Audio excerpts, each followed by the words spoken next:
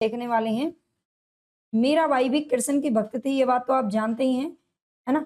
मीराबाई ये मेड़तिया के राठौर, मेड़ता गांव की बात हो रही है, तो मेड़तिया के राठौर रत्न सिंह की पुत्री थी, राव दूधा जी की पौत्री।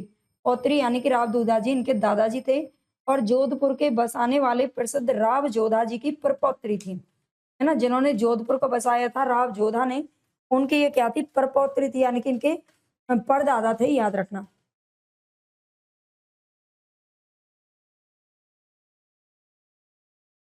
इनका जन्म संवत 1573 में चौकड़ी नाम के एक गांव में हुआ था। ठीक है, मीराबाई का जन्म कहाँ हुआ था? तो 1573 में चौकड़ी नाम के एक गांव में हुआ था और विवाह इनका उदयपुर के महाराणा कुमार भोजराज जी के साथ में हुआ था। विवाह कहाँ हुआ था? भोजराज के साथ में हुआ था, जो कि राणा के बेटे थे, राणा के, है ना? ये राणा कई हैं, इनमें कंफ्यूज हो जाते हैं। आगे देखते हैं, ये आरंभ से ही कृष्ण भक्ति में लीन रहा करती थी। विवाह के उपरांत ये, लेकिन ये भी क्वेश्चन पूछा गया है कि इन पर जो कृष्ण भक्ति करती थी बचपन से किसका प्रभाव पड़ा है ना? भाई किसी ना किसी को तो बच्चे देखेंगे तभी तो उनके ऊपर प्रभाव पड़ेगा, वो अचानक से कुछ नहीं करते। तो इनका जो राव दूधाजी है, इन्होंने इनका पालन पोषण किया था। अपने गांव मेड़ता में ले गए थे क्योंकि इनकी माँ का निधन हो गया था, मीराबाई की माँ का, इनके जन्म के कुछ दिन बाद। ठीक है, तो राव दूधाजी ने अपने साथ गाँव ले गए थे, वहीं इनका पालन पोषण किया और राव दूधाजी बहुत ही बड़े मतलब भक्त थे कृष्ण के, उन वो भक्ति वगैरह बहुत करते थे, उन्हीं का प्रभाव मीराबाई पर देखने को मिला था। विवाह के उपरांत थोड़े दिनों में इनके पति का परलोकवास हो गया था और इनके जो पति थे भोजराज, उनका भी निधन कुछ दिन बाद ही हो गया था। ये प्राय मंदिर में जाकर उपस्थित भक्तों और संतों के बीच श्री कृष्ण भगवान की मूर्ति के सामने आनंद मग्न होकर नाचती और गाती रहती थी। कहते हैं कि इनके इस राजकुल विरुद्ध आचरण से इनके स्वजन लोक निंदा के भय से रुष्ट रहा करते थे, मतलब अच्छा नहीं लगता था। ये एक अच्छे बड़े राजघराने में इनका जन्म हुआ था, है ना? राजा महाराजाओं की ये बहू थी, तो आप सोच सकते हैं मतलब उनको बिल्कुल अच्छा नहीं लगता था कि लोग क्या कहेंगे इस तरह से, मतलब जोगियों की तरह, पागलों की तरह नाचती गाती फिरती है पूरे गाँव में, मंदिरों में। तो यहाँ तक कहा जाता है कि इन्हें कई बार विष देने का भी प्रयत्न किया गया था, क्योंकि पति की मृत्यु हो गई थी, विधवा हो गई थी, तो इनको कई बार जहर देने का भी प्रयत्न किया गया, पर भगवत कृपा से विष का इन पर कोई प्रभाव नहीं हुआ। घरवालों के व्यवहार से खिन्न होकर, परेशान होकर ये द्वारका और वृंदावन के मंदिरों में घूम-घूम कर भजन सुनाया करती थी। घरवालों के व्यवहार से बहुत परेशान हो गई और उन्होंने अपना जो ससुराल है उसको छोड़ दिया और ये फिर वृंदावन पहुँच गई थी। जहाँ जाती वहाँ इनका देवियों का सा सम्मान होता। ऐसा प्रसिद्ध है कि घरवालों से तंग आकर इन्होंने गोस्वामी तुलसीदास जी को ये पद लिखकर भेजा था। ये पंक्ति बहुत बार पूछी गई है। स्वस्ति श्री कुल तुलसी कुलभूषण दूषण हरन गोसाई, 12 बार प्रणाम करऊँ अब हरऊँ शोक समुदाई। ठीक है? ये तुलसीदास जी को पत्र लिख कर के कहती हैं कि मैं बारंबार आपको प्रणाम करने के बाद आप मतलब मेरे दुखों को, कष्टों को हरो, मैं क्या, मुझे क्या करना चाहिए? उनसे ये मदद माँगती हैं। घर के स्वजन हमारे जेते सबने उपाधि बढ़ाई।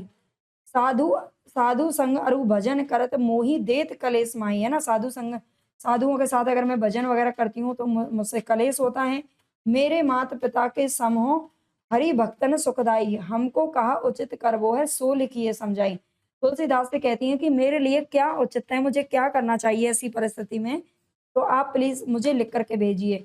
फिर इस पर गोस्वामी जी ने विनय पत्रिका का ये पद लिखकर भेजा था, जाके प्रियेना राम वैदेही, जाके प्रियेना राम वैदेही, सोनर तजिए कोटि बैरी सम जदपि परम सनेही, नाते सवई राम के मनियत सुहृद सुसेवे जहाँ लऊँ, अंजन कहाँ आँखी जो फूटे बहुतक कहो कहाँ लऊँ। ये जो पंक्ति है बार-बार पूछी जाती हैं।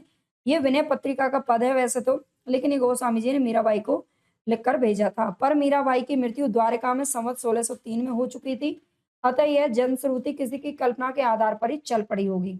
मीराबाई की उपासना माधुर्य भाव की थी, अर्थात वे अपने इष्ट देव श्री कृष्ण की भावना प्रियतम या पति के रूप में करती थी, है ना? ये माधुर्य भाव की इनकी भक्ति थी, ये पूछी जाती है। और पहले ये बताया जा चुका है कि इस भाव की उपासना में रहस्य का समावेश अनिवार्य है।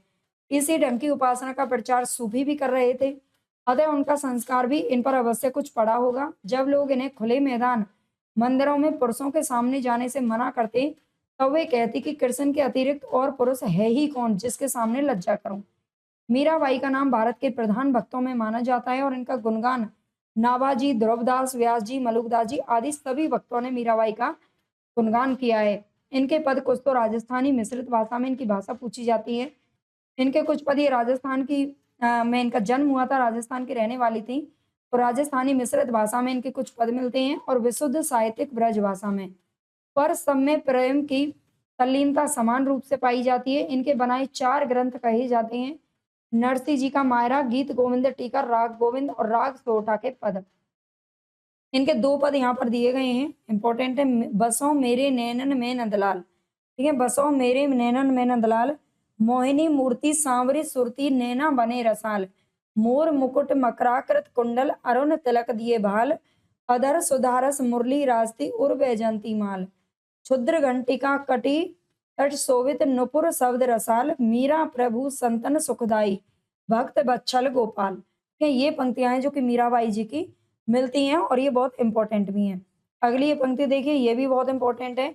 मन रे हरस परसी हरि के चरण, मन रे परसी हरि के चरण, स्वग शीतल कमल कोमल त्रिविध ज्वाला हरण, जो चरण प्रहलाद परसे इंद्र पदवी धरन, जिन चरण ध्रुव अटल कीनो राखी अपनी शरण, जिन चरण ब्रह्मांड बेट्यो नक्श को श्री भरन, जिन चरण मतलब भगवान के चरणों की यहाँ पर जो इन्होंने व्याख्या, ये जिन चरण प्रभु परस लीने तरी गौतम घरनी, जिन चरण धार्यो गोवर्धन गोवर्धन गर्भ मगवा हरण, दासी मीरा लाल गिरधर अगम तारन तरन। ठीक है, दासी मीरा भी आपके चरणों में न्योछावर करती है अपने आप को, है ना, तो उसे भी भाई तारो।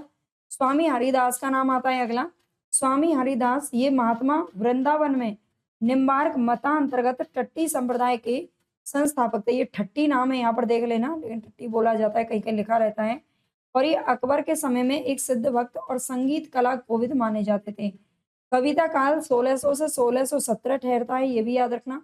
इनका जो कविता काल है 1600 से 1617 ठहरता है। प्रसिद्ध गायनाचार्य